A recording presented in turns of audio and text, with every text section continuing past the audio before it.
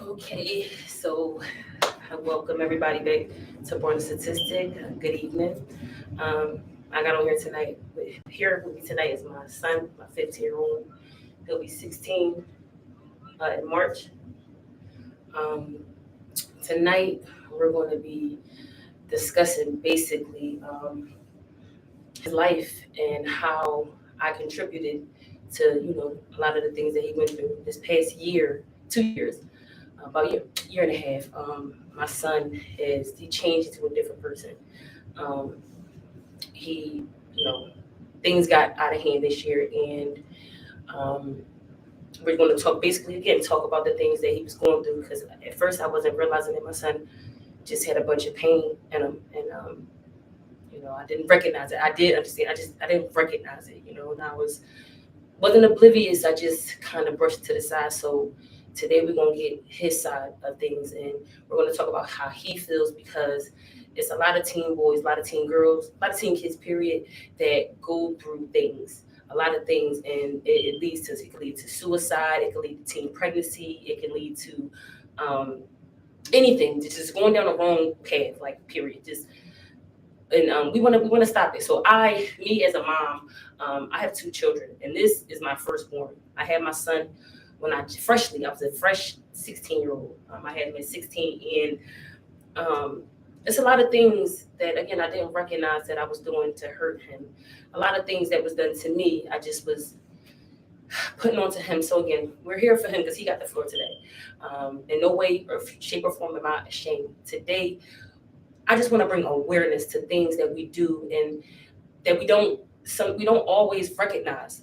So we're gonna get his side of the story. We're gonna want to talk about. So let's get into it, man. So I want you to talk about your childhood, what you remember.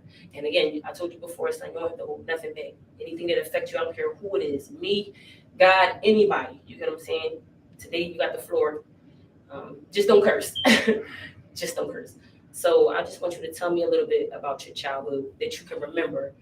Um, when you first discovered, like when you first realized that you were going through pain from me.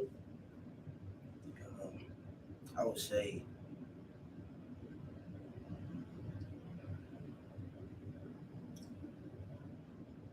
North Philly. We lived in North You Philly. lived in North Philly. Okay, so that was after the shelter. So you was about 8, 9. Okay.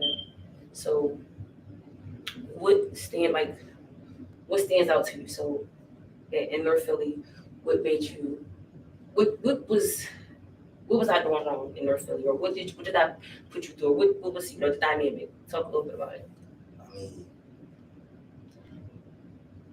every time I tried to come around, it was like I was getting pushed away, like, like or I was just doing too much. I mean, I understand I did too much,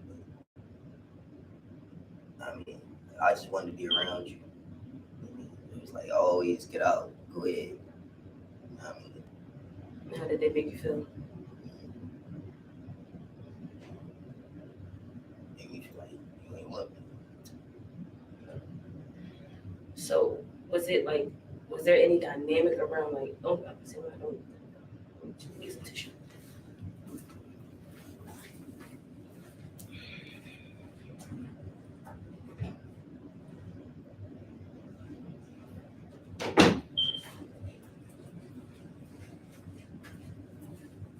See, you're right.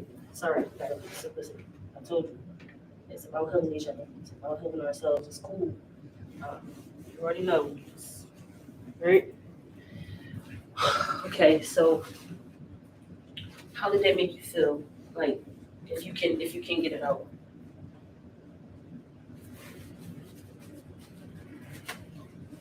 Sorry, it's okay, son. Let it out. Let it out. Listen, let it out.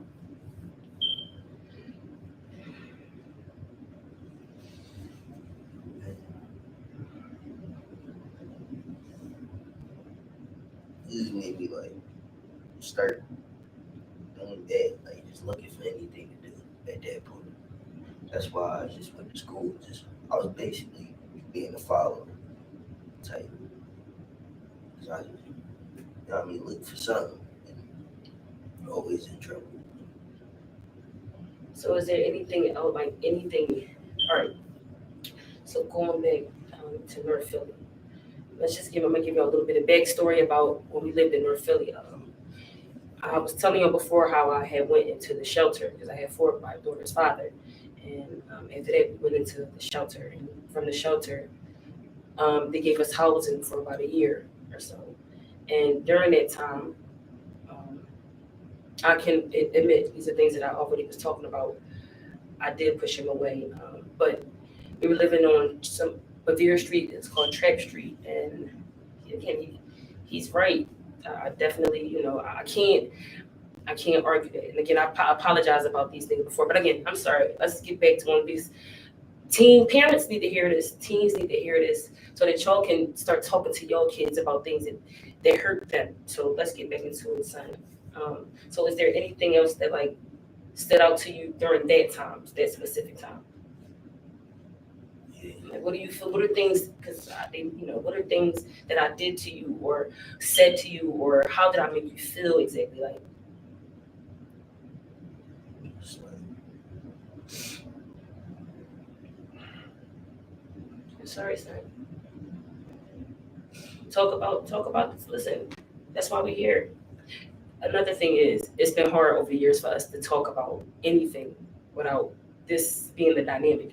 And this is what I'm trying to change because often he would get like this and then I would get angry, like he did something wrong instead of hearing him out, instead of trying to understand it, just like, all right, well, whatever, you don't want to talk. I try to talk to you. I would make an excuse for why I'm shut down because as a parent, I should have been trying to understand what was going on. And there is a lot of things that I know that my son wants to say. Again, I tell you, I am not ashamed. This is to bring awareness. It's not to bash myself. It's not to like expose anything.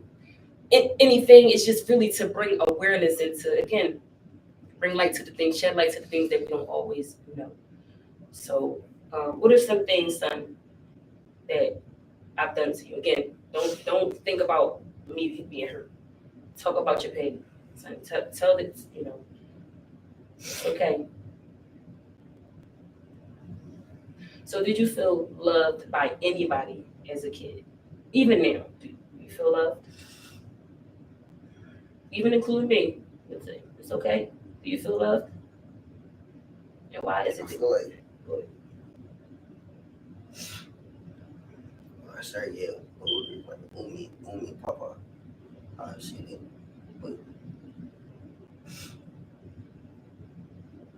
love was the big part. Lil's a big part of your life. And Lil is my daughter's father. Um, so let's talk about it. So we, all right, let's talk about family dynamics. So as a kid, did you feel left out or did you feel like alone? So let's talk about some of those times. Like, what are some times where you felt like alone, where you felt like I was when family had stuff. Even now, like I was never invited. Like nobody ever could. It was never like we could never spend time together without it being so. Even with the kids or even the adults. So it's just like I don't know. Everybody's just separate. Now I just feel like I'm just pushing through this. so you said that at 8 or 9 is when you really felt it. So what about the time before? Did you, as a kid, because I know at 5 and 6, like did you how did you feel back then? Was it the same or did you? I was just always angry. So Okay. So why do you feel like you was angry though? I don't know. I just You do know those, son. It's okay. Listen, again, I tell you, you can let it out. This is what this is for. This is what this is for. It's okay. You don't have to hold back. So let's talk about so back to you can remember. Do you remember when you was 5? Do you remember when you was 6? Like, so I'm gonna talk about your dad. 'Cause let's talk about the dad dynamic. How many times in your life do you feel like you saw him?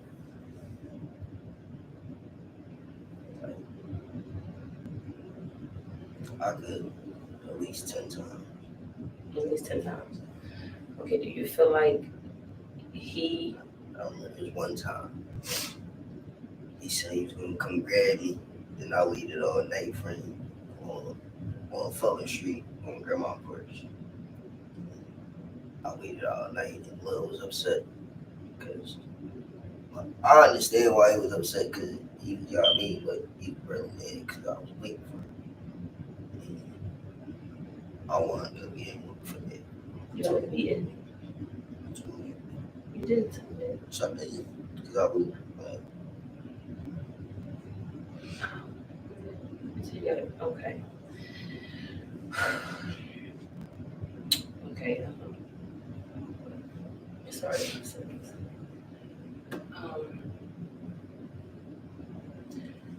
So again, all right, I'm out. Because I really want to, because for real for today, I really just want to get to the root of how we got to the point where you almost lost your life in November. That's really what I want to get down to. I really need to know your pain. Okay.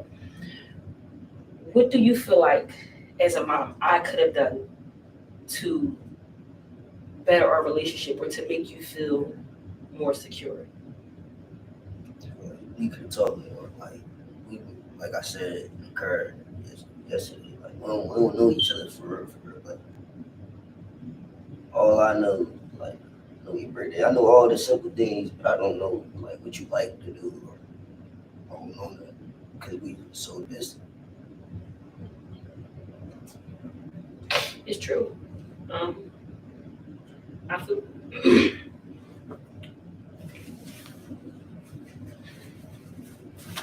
I feel the same way. So bottom line, I do, and I told you before. I definitely apologize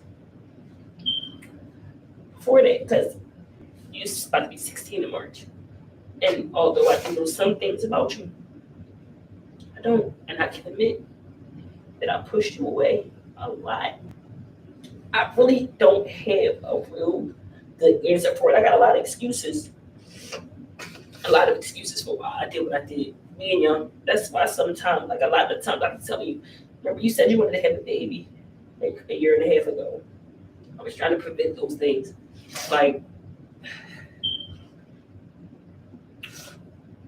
that part, son, I really do. I really. I just want us to get past. Like, I want us to. That's why now I want us to grow and be better. I want us to start learning about each other. Like, let's talk about school. How was school? How was school?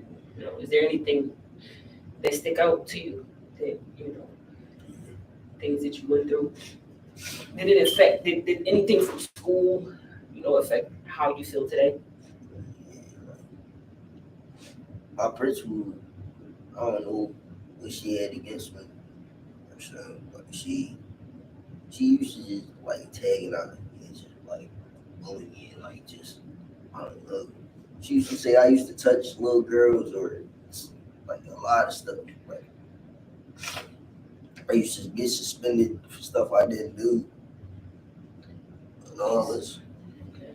So do you feel like I had your back? Like, and be honest, you don't worry about my feelings. Do you feel like I had your back in school, or did you feel like how did you feel about our dynamic as far as like school's concerned? I feel like you couldn't talk. Cause I'm a man, like I ain't even gonna share a lot. Like I used to lie. I ain't gonna lie. So I understand, but like that affected everything. Like I couldn't see that, but I couldn't tell you the truth without you think it was a lie. Yeah. But back to the principal, she just she say I touch my friends, all this weird stuff. So this is the same principle, or so we're gonna go back So this is around the time that we lived in North Philly. This is around the time that he said that he started really feeling it, the me pushing him away. Um, he went to what's that school? Yes. It's Heston on Lansdowne Avenue. This is the school that I was telling you about when I got a phone call and stated that Ahmad was in trouble. And then when I got there, I heard a grown adult antagonizing them, like telling them people was gonna beat him up and all types of stuff. And again, at first I didn't know that it was my son. So I'm gonna get into it. So, all right, when my son was going to school, I used to use the excuse because yes, my son was like disobedient like any other kid. He was, in stuff and doing bad stuff, looking for attention and stuff. But I would always like not always, but like go against like yeah, he is bad. He agree with the teachers and stuff like that. I often was up at the school. I was up at school a lot. Like they all knew me by face, and I guess because I was going up there, disciplining my son and things like that, they felt like I was not on my son's team. So I felt like that was like a weakness for them. So if they would tell me things, I would believe it. So him telling me lies was I kidded. You know what I'm saying? I wasn't because after a while, yeah, I did stop. Like I'm like, am I just lying? Like nobody, everybody knows. So he didn't feel like he had me there. So, but that day, yes, the principal, um, she was antagonizing him. There was a lot going on in that school. A lot of times in schools, there are adult bullies. There is a thing called administrative bullying, and it is a thing. Like I even had teachers pull me to the side, like counselors and stuff, pull me to the side because after a while I started to realize what was going on, and I was going up there raising hell. They knew me, and they didn't want to see me. Nobody. But so I want you to get to the root of why 2022 you was shooting guns and you was in a bunch of fights. You made World Star a couple times. You made not the Shade Room. You made 911 Philly a couple times. You made these pages, and at first I was in denial. I was in denial about the things that I put you through, and I was in denial about the things that just period. So what are some things that led you to go down the road you did this past year? Because you always tell me that you having flashes in your head and stuff like that happened. You said when you saw the podcast, there was a lot of stuff that you did want to say, and I told you don't have to hold back anything. You don't have to hold it back because it's a lot of kids that's going to see this. A lot of teens that's going to see this. It's a lot of teens that's going to do the same thing. Like inside, how do you feel? Do you feel like you want to be a part of the streets, or inside, or who are you? Who are you about it?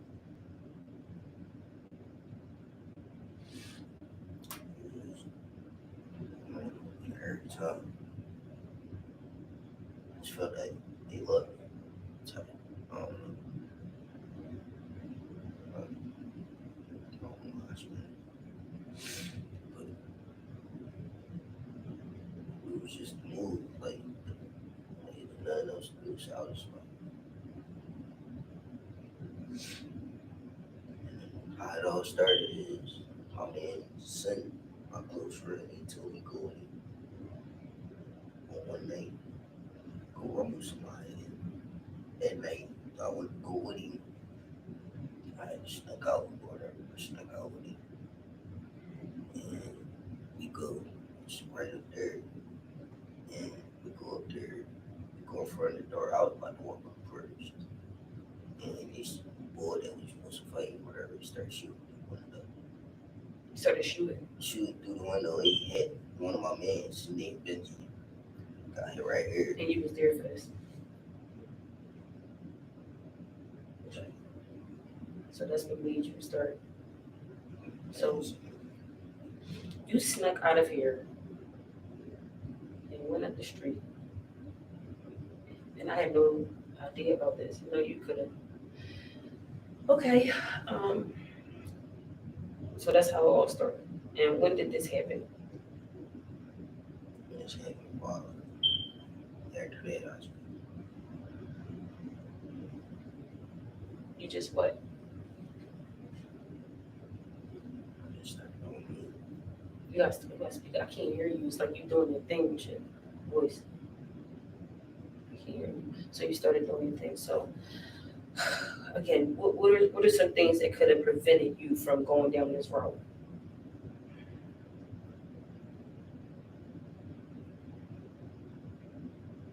Just not trying to be like everybody else. Just not trying to be like everybody else. And I'm saying, what could have stopped you from getting into this? I feel like if I had family, like we was together, like if I had somebody tell me don't, I had date. I mean, I'm gonna keep it being. Some tell me don't do this, but at the same time, they was telling me I ain't making no paper, so it's like I don't understand what to do at that point, and I just was snapping on everybody.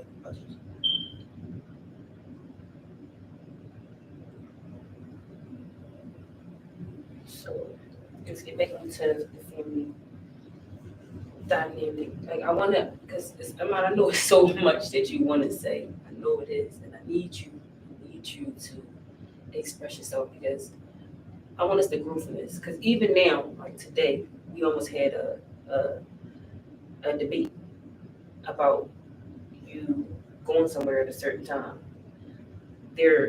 It's like there is no mom and son dynamic. It's more of a friend thing because so some of the things this past year, me and Ahmad got into multiple physical altercations, and a lot of them were very, very uncalled for. So just a little bit about this year, if Ahmad, you feel comfortable talking about the past year, feel comfortable talking about it. Just in the last 6 months of the year, Ahmad assaulted the Chinese store owner. He punched him in the eye and gave him a black eye. And it wasn't because of Ahmad, nothing Ahmad was going to do anything. It was for his friend. Let me go to the first thing. When I realized that my son was going left and I couldn't control the situation anymore was, I think was the first physical altercation. I can't even remember what it was for. It was something really, really, really stupid. But then in that same week, I discovered a video of him shooting a gun off of my roof. That's when I realized, I told you I tend to close myself out. So, I would separate myself from Ahmad because, especially in the times, because the reason why he got out, I would separate myself because I felt like the anger, it was getting the best of us. Me and him couldn't even be in the same room. This past year, it was terrible. We couldn't even be around each other. Like it's been few times this year, the past year, that he had to go stay other places because we couldn't be around each other. Because we couldn't even have a conversation. He would look at me and talk to me like I was not even a female on the street. Like I tried to raise my son better than I was. At least I thought I was. There were things because I wasn't all bad. Everything wasn't all bad. Like we did do some things, and it wasn't enough though. I can agree. And it was a lot of times that I lashed out on Ahmad because I looked at it like, oh, it's because he bad. No, I was taking a lot of my frustrations out on him. I was. I want to talk about, again, let's go back to the family dynamic. Because as a kid, did you feel like I have 4 sisters and 1 brother? My sisters and brothers, they had kids. I told you as a kid, I felt left out, like my brothers and sisters as well. Like I felt like I was the big sheep, and it kind of lapped on to my son. There's times where, still to this day, all of my nieces and nephews will get together, and my kids aren't invited at all. It's times where, even like I said, still to this day, and I was the person that got all the kids. I used to always try to keep the family together. That was my main thing. That was my main objective, was to keep the family together. And right now, I don't have any family. There is no dynamic. I don't talk, like I said before, I don't talk to anybody on a day-to-day basis. When it comes down to Ahmad, it's hard to even get anybody to assist with anything. But so I want to talk about just in recent times, just in November, the night that you almost lost your life. So rewinding, because even a couple of days before, actually 2 days before this happened, Ahmad was assaulted by an adult, and we just gonna get into it. So let's talk about that week leading up to this day, to that day. What happened?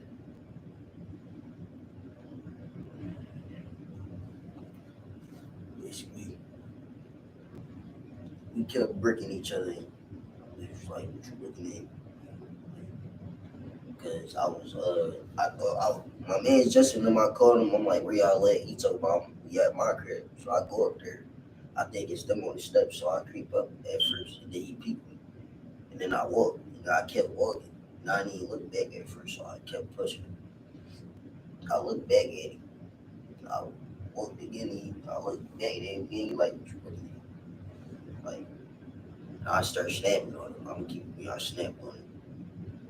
And after that, he started doing all this rah-rah. I said, all right, my folks right there. I went in the crib, and they came all outside, and they was like, first thing they said is, that's just a big brother. I'm like, oh, all right, cool, yeah, I'm cool then. I said, I'm cool. He's still arguing. He down there, still going. He ain't even come on the porch. They just come up on the porch. She come on the porch, he stole me. I felt. Okay. So then after that,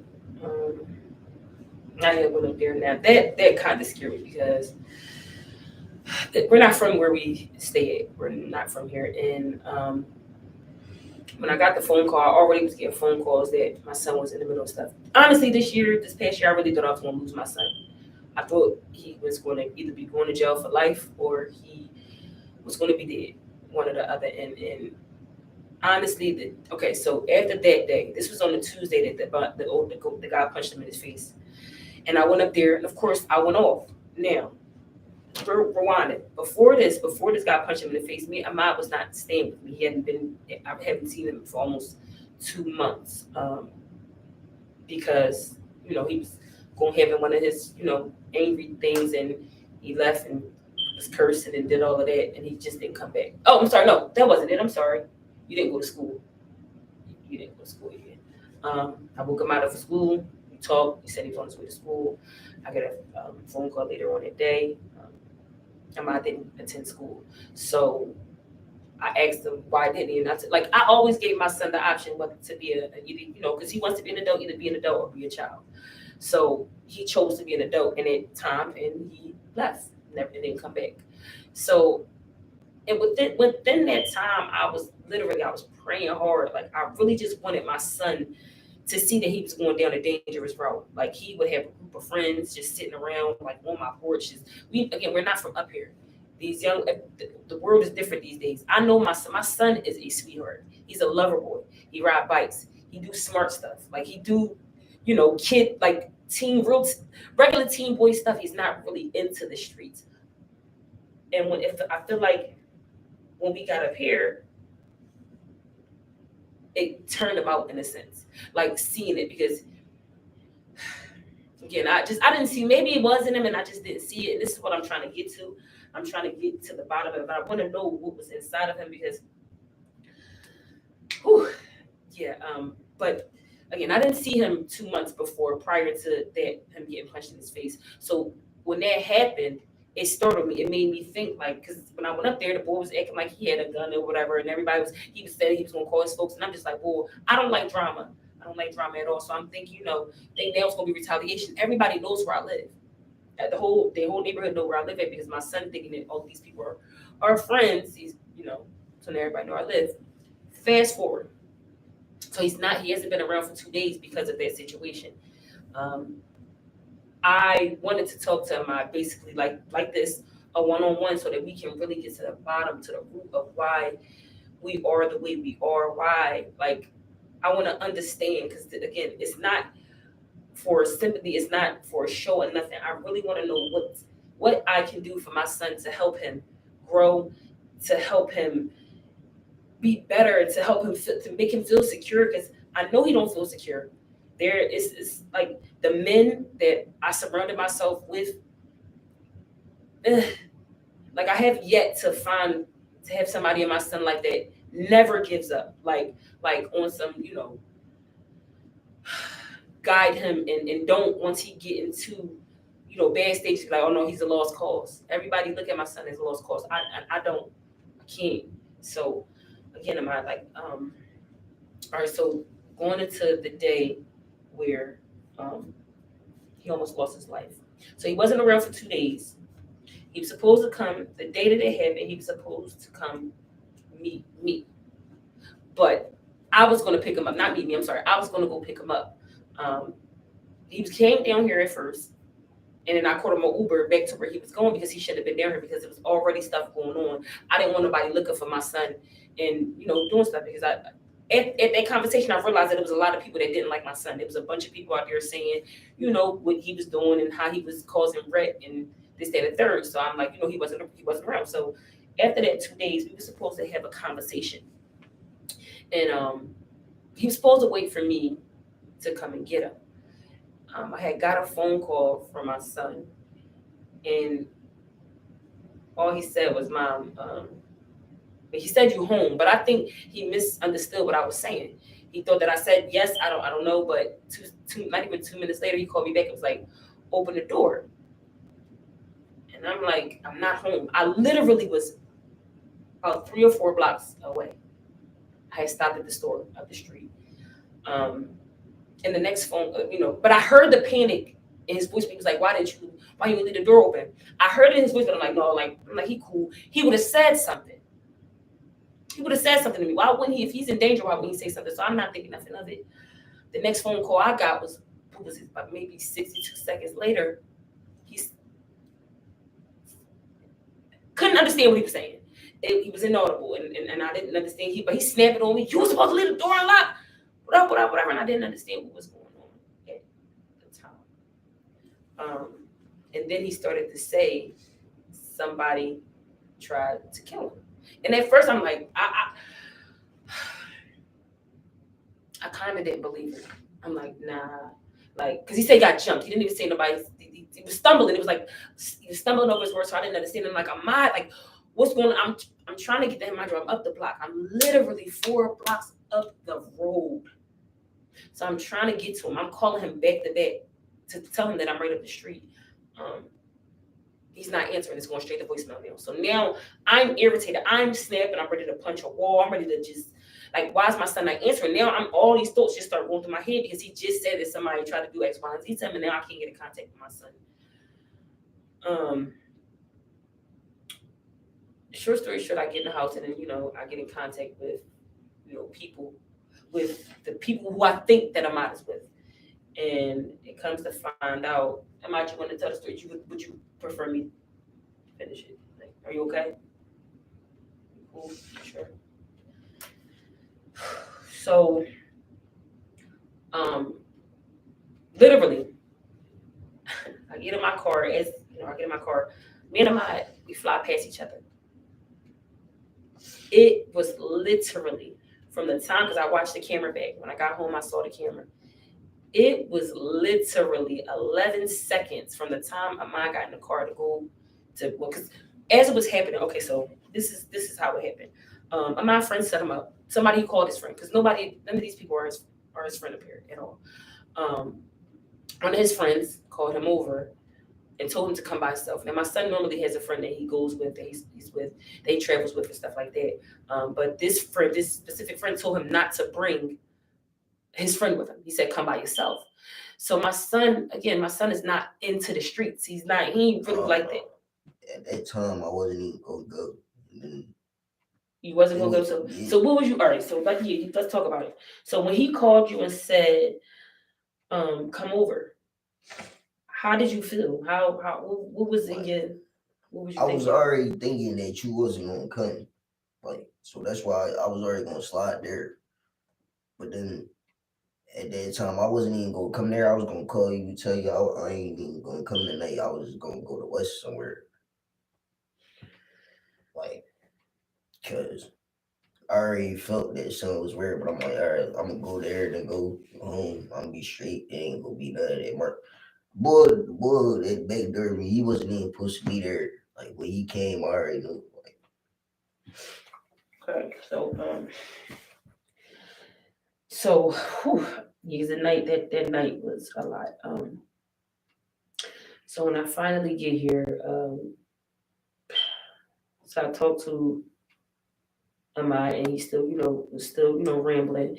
And it took a while for me to get down to the bottom of it, but I found out that his friend set him up. And so how it happened was everything is on tape. Let me just put this out there. These young boys is now is very, very, very stupid. He did it, and then he went straight in and got recorded and told everything that he did. And these was his words verbatim.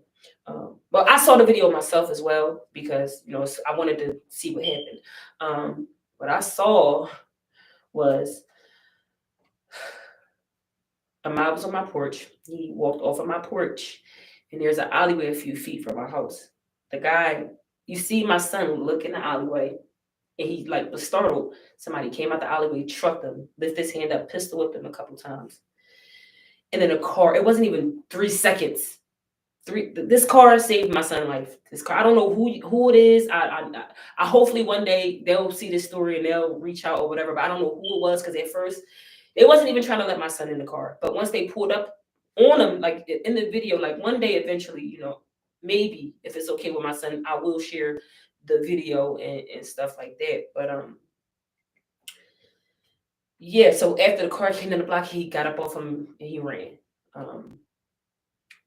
So watching my son get, I can't watch the video for real, like without getting emotional. Like to see it happen, to see what could have potentially been him going. Like again, within that week, I already was like trying to begging God, like please just like save him. Don't let him go down this road because I know my son is a good kid. I know he just getting into stuff because he's hurt and he looking for something. I always know, no matter what, even through our like hardship and stuff like that, I always would keep it very real with him. I would very real.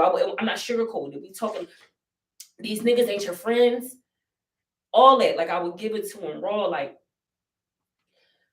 I never wanted my son to go through the things that I went through, my brother went through. I never wanted that for him. So all the things that I learned through my childhood, like maybe I was focusing on the wrong things. Maybe I wasn't giving him the right guidance or giving it to him the right way because it wasn't right. Maybe it was right, but my delivery, because I'm still working on it, even with other people. I'm trying to work on the way that I speak.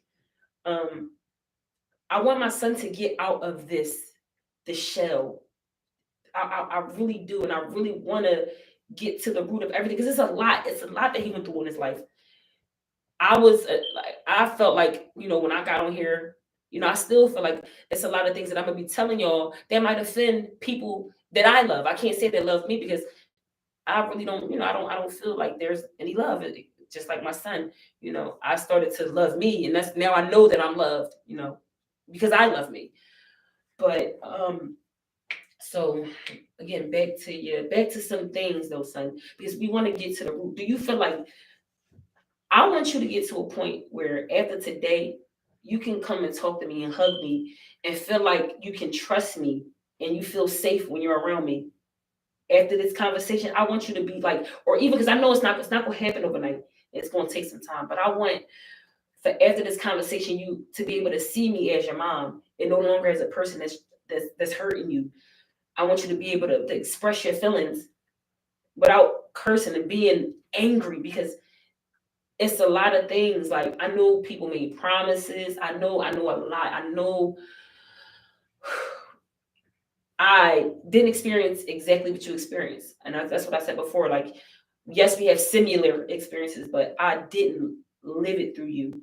And again, there's a lot of times I shut myself out. So I feel like I missed a big part of your life. Like I really do. Like I want to get to know you though, son. I want to get to know who you are and what you like. I don't want you to rely on people because I know you going to people, you talking to people who don't really know you. and they really don't even care. They're judging you. Notice how you try to go get that love from them same people, and it's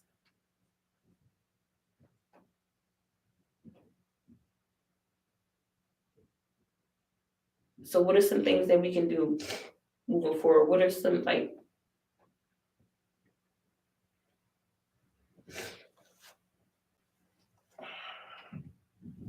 I ain't worried about nobody else. I'm worried about making money. That's it. You're not worried about nobody else. You're worried about making money.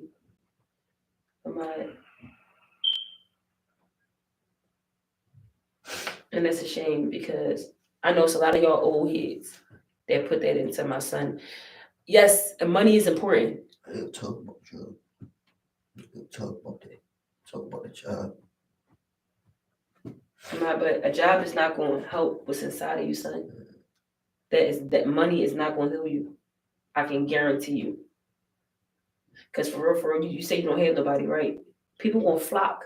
You get money. That's when people come around you. That because we are all here. We're all meant to be used in a way, but not misused. And let me break it down to you. Like, use me. Like, I can help you in different ways, like up until my best ability. Like, use me in a sense for information, for insight. Like, use me if it's going to benefit you and in your growth. Like, but don't misuse me. Don't you know what you're doing when you do that, and that's just it. So am I. But because money's not going to heal that heart. What do you feel like can help you as a 16-year-old? Like,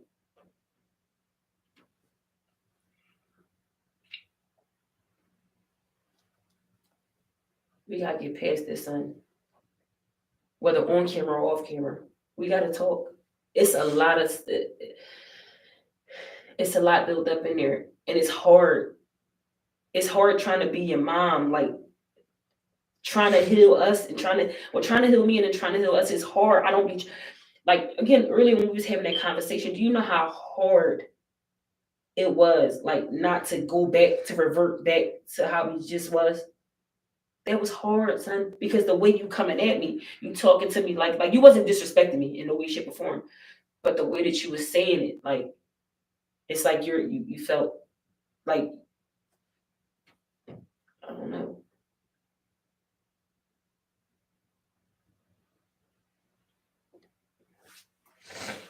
I'm not. You don't want to talk no more? That's cool. All right. I think this is it. Off camera, we were going to definitely talk some more. I'm hoping that the next time that we get on this live that we can break some more barriers, because it's a lot. I know it's a lot to deal with, even for me. I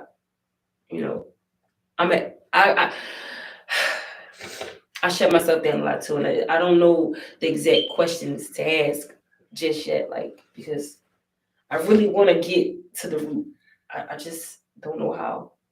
Like, I need people. That's why, I need people that can get on the live, like hop in, like join the live. I want people to actually like call in to ask some questions so we can have open discussion and like that eventually, But my son, I get why.